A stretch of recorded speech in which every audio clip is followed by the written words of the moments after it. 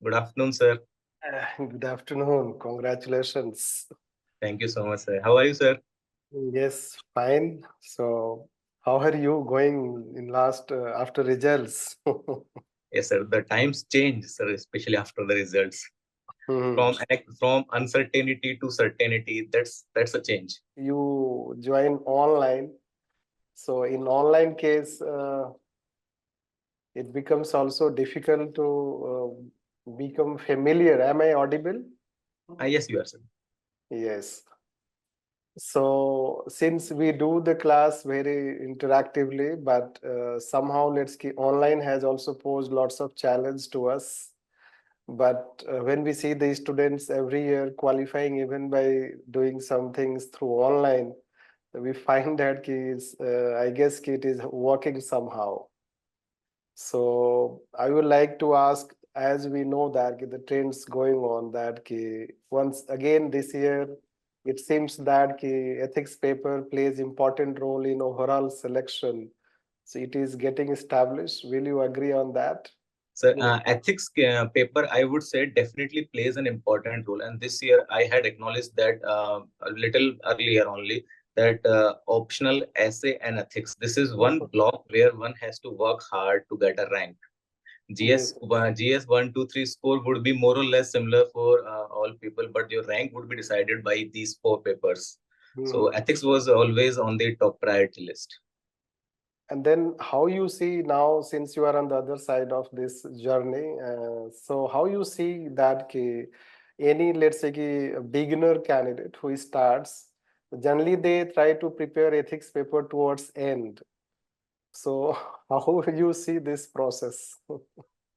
Uh, Sir, I would say that I was one of those candidates you mentioned, like they start preparing at the end, but uh, I think I got very bad results due to that. My marks in last two mains in the ethics portion were not that good. So I would recommend that ethics should be started a bit earlier. Like whenever the preparation is started, ethics should always be kept at a priority that we have to give time to it along with our other GS papers. So definitely ethics should be given priority at the earliest stages. If I had to go back in time, if I had to restart, then I would keep ethics at first priority because that thinking is required. Even in preparation, that thinking is required, and that I would say comes from the philosophical portions of ethics. Mhm. As we are familiar or aware that you read our class handwritten notes. So how you see that because class notes are one thing, how a candidate internalize those things when he reads, because in the class we tell so many things, people write in their notes. So when a candidate suppose he is not part of that class and he is reading notes, so how he internalize the things or how he feels when he sees some odd examples. Sir, actually, I had already gone through that justice, the right thing to do, like those 10 lecture series. So I had a bit of an idea that how to think in that perspective. And I had also done some basic books like lexicon I had finished, although I could not get much idea, but I had that idea how to think. And even your free videos were available on YouTube, and some demo videos were there. So I tried to get an essence like what you want to convey when you say an example. So I got that feeling, and I took the notes, but I made my own notes out of them. That I will not entirely rely on the handwritten notes. I would make my own notes. I would have my own examples, and I would supplement them with other sources also. So that Hmm. was my strategy. So how much time it takes basically when you make prepare like this? Uh, Sir, I would say at least 1 month is required Mhm. for the completion of the syllabus part, which is given. Mhm. And then case studies, then they should be gone through very diligently, I would say, because Mhm. it is that portion where marks are decided in the case studies portion, Mhm. especially.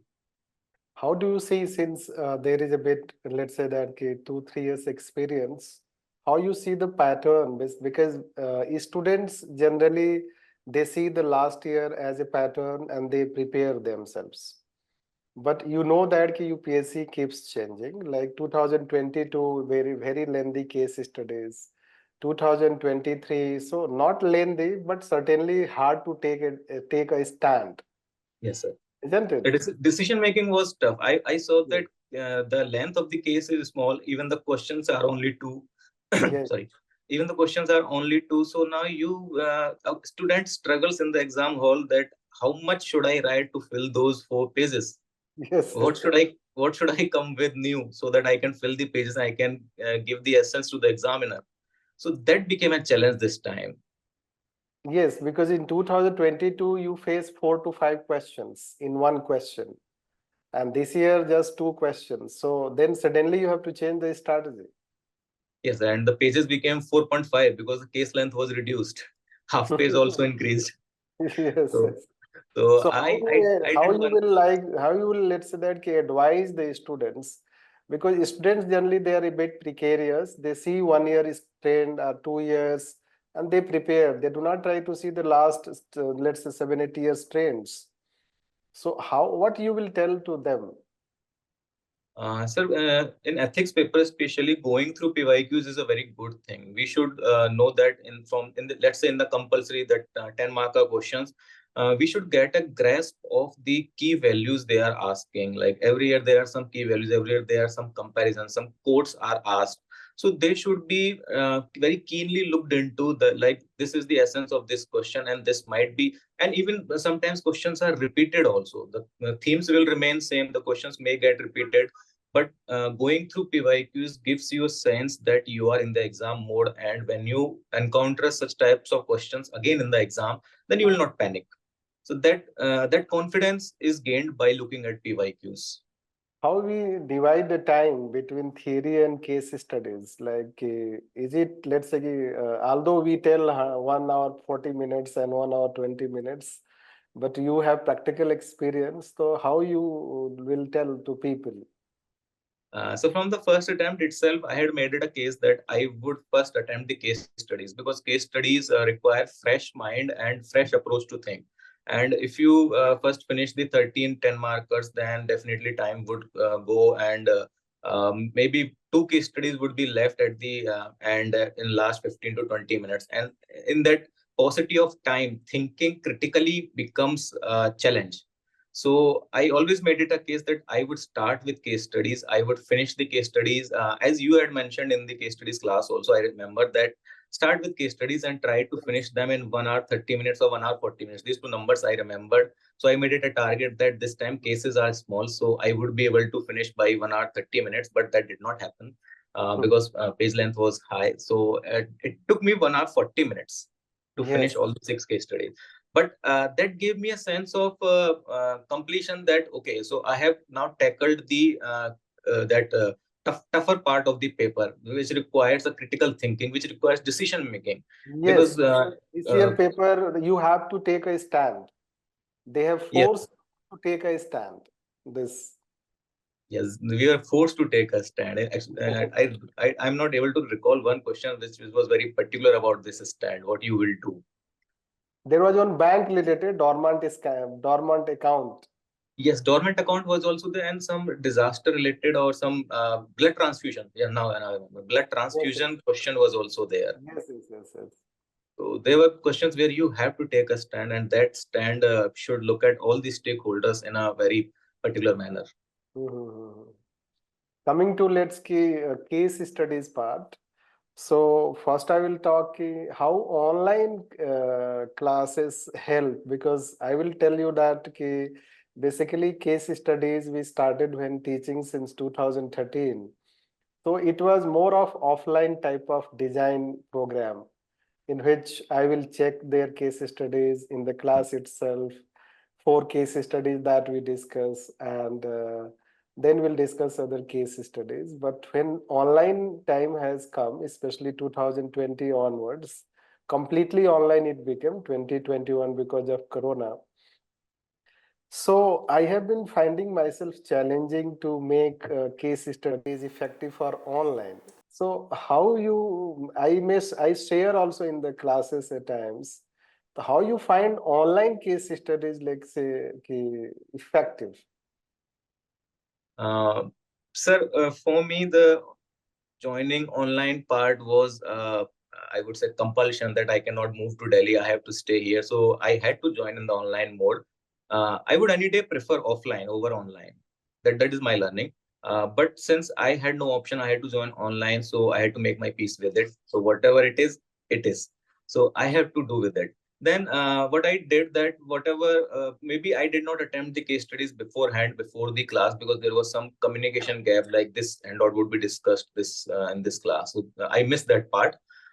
So I focused a bit in the class, that whenever you started a case, that through now we will discuss this case. So I would read that case, I would brainstorm that what I would do in such situation, and then I would patiently listen to what you are telling, and I would note down that. By that, I gained a thing that I'm getting that perspective to think in these critical situations. So that perspective was more important. And regarding online and offline, in that, I think online did not create a problem in just getting the ability to think. That can be learned online or offline. Yes, there are candidates, and every year we find that they do utilize online time properly themselves. And but still, I have a guilt feeling, which I think myself, which I will share. That generally we think is somehow we are, let's say, betraying students. That kind of thinking I have, especially those who join online, because there cannot be interaction, and the case studies are something which demand interaction. Yes. But yes, the time has also changed, and there are compulsions, and all people cannot join offline. It is also true. So that way, let's say it is, because when we discuss case study, so some students are, yes, in online, they're very serious. They do follow what we say. This, because in offline class, we force the people to write in the class itself. Yes, sir. So we can see face to face, but in online, it is difficult to force people to write. Yes, sir. Sir, then that's where the dedication of student comes in. Yes.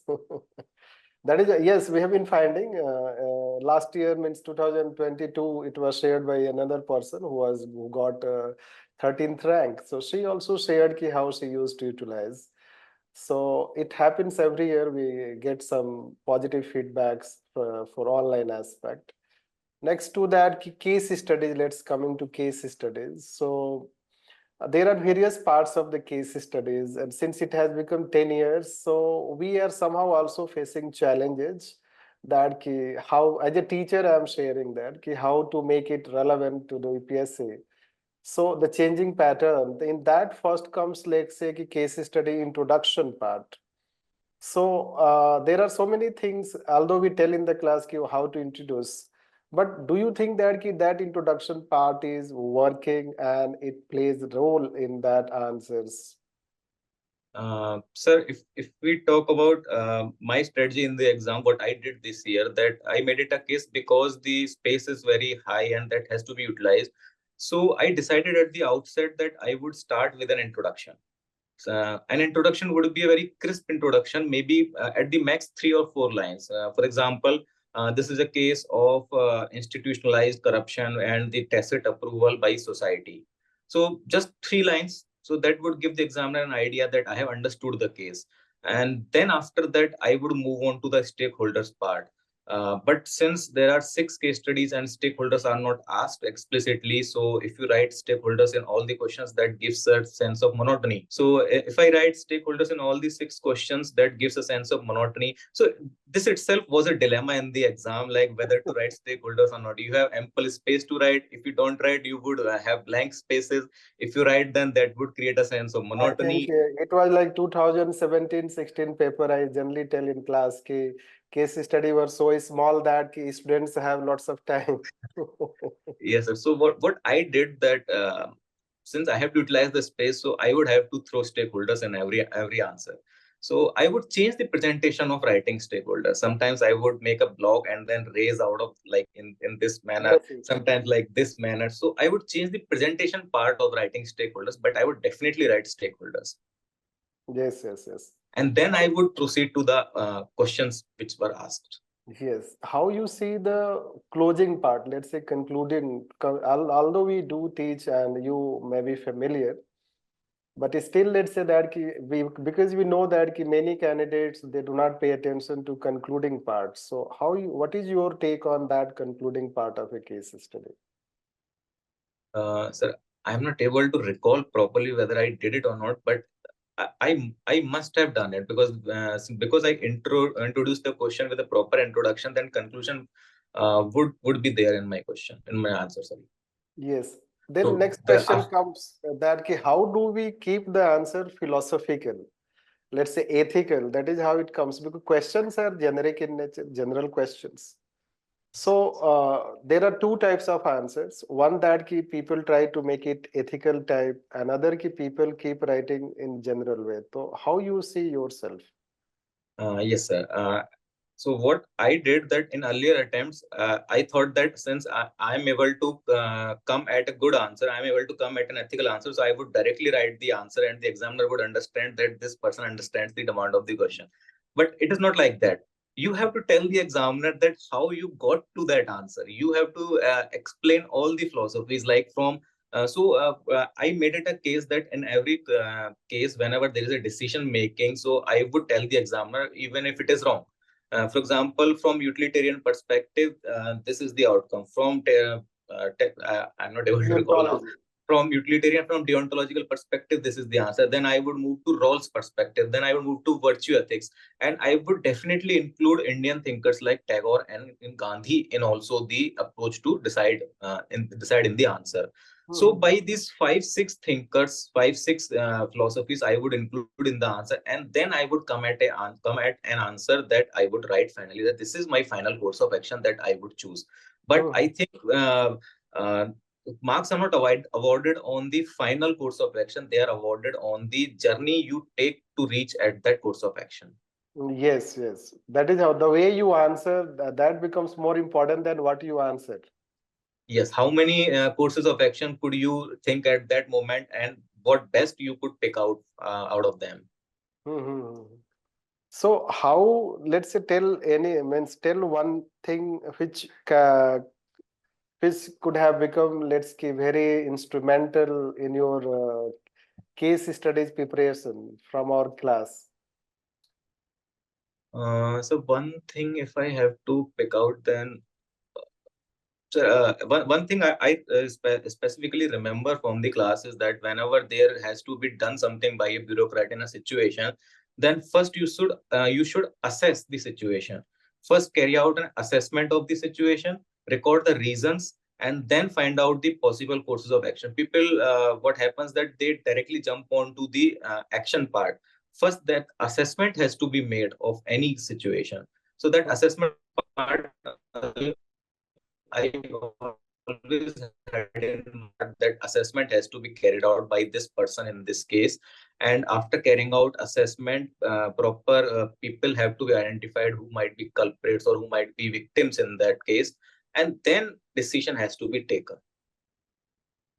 Yes, then let's say coming to the pattern of case study changing, like say generally we teach in a thematic fashion. There are certain themes and those themes based case studies. So do you think that way it is helping in preparation?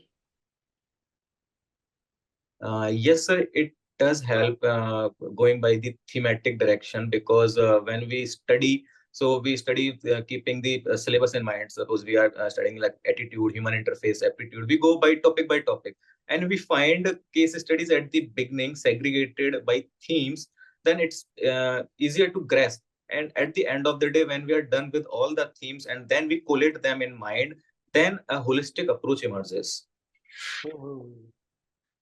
uh, Students, let's say that those who are preparing beginning, that they don't have that kind of thinking orientation they can think on case studies.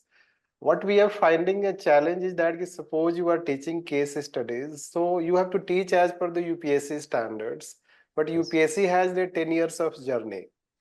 So when we are, let's say, making a case study of UPSC standard, a candidate is just beginner, just he has studied GS and he thinks that he will write mains examination. So he find it very difficult to reach to that level, and generally he finds it difficult to understand. No. So how you will, any advice that you can give to them, let's say, ki, what they should do to brainstorm their mind to tackle case study, those different situations and topics on which case studies are given. So I would say case studies, although their name is case studies, but they are a reflection of real life incidents. So whenever a person goes outside in the outer world, so they encounter some of the cases in real life which they might have studied in a case study. So in those situations, if one places himself or herself in that position of responsibility, then they have to come up with an answer. They have to come up with a decision. So that interlinkage on between the paper, the question on the paper, and the real life example, that is very much important. You have to involve yourself in a situation, and that can be maybe when you are interacting with people, or even if you are watching a movie or TV, then there also you encounter some of the cases and you have to think. You just don't have to watch it for entertainment. You have to think, like, if I were in that situation, what would I have done? So Yes, that yes. thinking is required, and that thinking comes with time, I would say. You have to practice and you have to develop that mindset. Mhm. We generally take is 8 classes. So suppose you join or you have done it, and after 8 classes, so do you mean ki, whether you had any feeling ki something is still left, or this is how it can help in preparing case studies? So classes part, I would say that there could have been some more classes, because 8 classes, and in every class around 5 6 cases were discussed, and in the later part of the classes, like seventh or eighth classes, when a lot of cases were left, so due to paucity of time, there was some speed. So at that time, grasping the topics became a bit tough. So I would request you that if you can spare time and increase the number of classes to at least two more, so that there would be justice to the demand of the question and to the aspirations of aspirants also. Yes, By we the time, find basically what has happened ki you have to cover last 10 years, those subjects, plus what we have done ki we start systematically discussing in the class. So it takes time. And now we are in a dilemma ki if you discuss properly, so it is taking more time. So you are compromising on quantity. If you go for the quantity, so it is resulting into quality part. So somehow, let's say ki that is how it is thinking going in my mind. So I think I will take a clue out of you what you are saying, and will think on that. one alternative thing could also be done, that rather than quantity, quality should be catered to. So if we take the toughest cases of the past 10 years provided by UPSC itself, so if a student can learn to think on those toughest cases, then obviously the easy ones would be quite easier to think upon. Yes, So yes, yes. I would prefer quality. We have kept in mind this key to bring that way PYQs. So because now it is 10 years, means ki we have 10 years of papers, so then we can incorporate some of them in our, let's say that ki class discussion. In past we did not do that because somehow we believe ki students should face the expected case studies.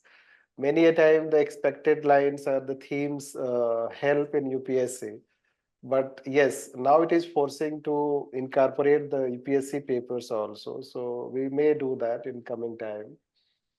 So how you see, let's say, ki your own general view, it is all my question that you are answering, but we'll like to you to give your view on ethics paper, overall preparation, just in summary that ki, what students should follow.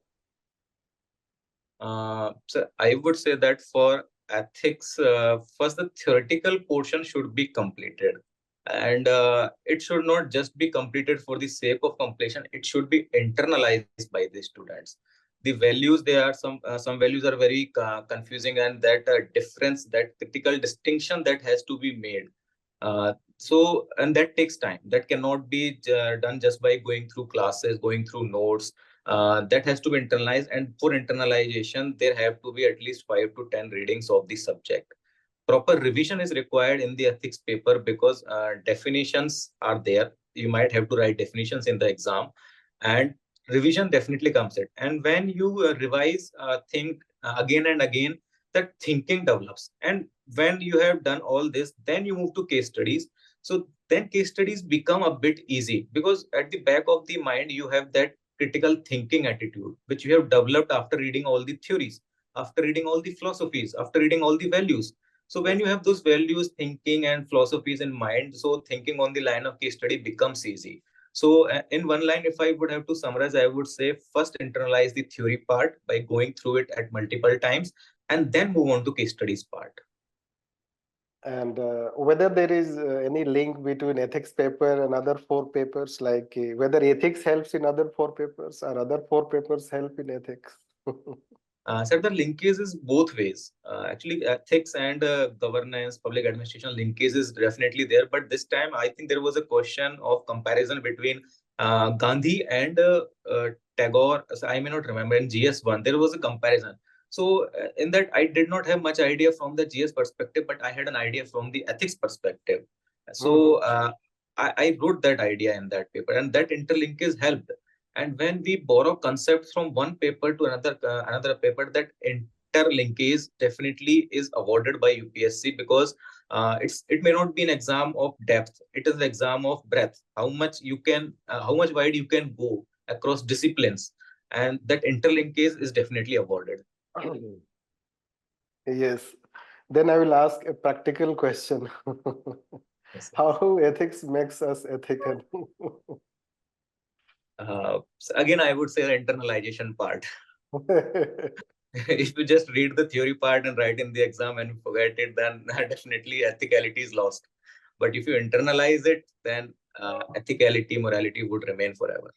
So do you think it brings changes in our behavior, like when we start learning ethics? Yes, sir, it definitely brings changes. There are some topics, for example, emotional intelligence, probity.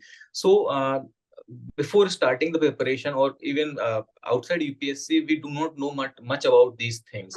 And when we study them, when we relate them to the practical aspects of life, so it gives us an exposure like that this question or this situation can be tackled in this manner, whether I am acting in an emotionally intelligent manner or not. So when we know these concepts, when we know these terms, then decision making becomes easy in real life, and a person becomes able to take good decisions or ethical decisions, to be, if I can use that term. Coming to general things, like I guess you are BTech from IIT Kharagpur. Yes, BTech and MTech dual degree course. Yes, yes. So that journey starts to civil service. So it's the, I guess it's legacy. That question will not ask.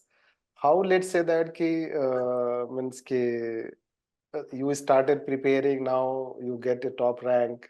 In between that, how, let's say called hard work, self belief, motivation, and confidence, all these things we keep saying, but how do they work, let's say, in actual practice? Like what keeps forcing you that yes, you go for the next, you go for the next?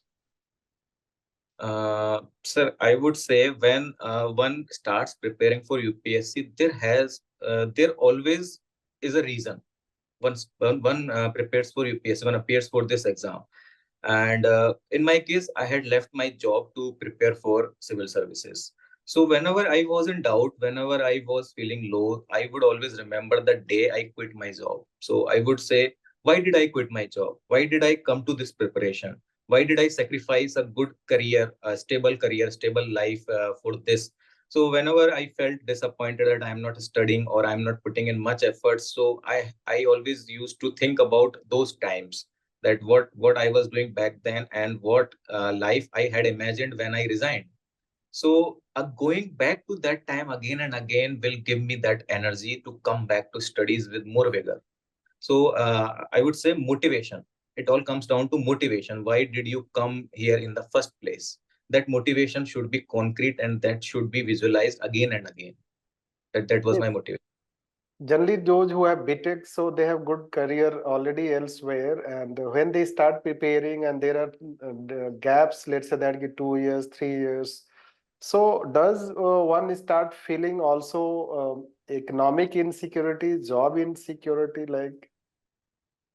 So insecurities are always there because you have left your job and you see your friends working and they are earning quite good, and then that FOMO, I miss that FOMO is there that I'm not earning, I'm staying at home, and I'm just studying without any results. And in my case, I had failed prelims in my fourth attempt after writing mains two times. So I had failed in prelims. So there was a lot of self-doubt that whether I am in this good line, whether I have chosen this line out of just excitement or there was some conscious decision.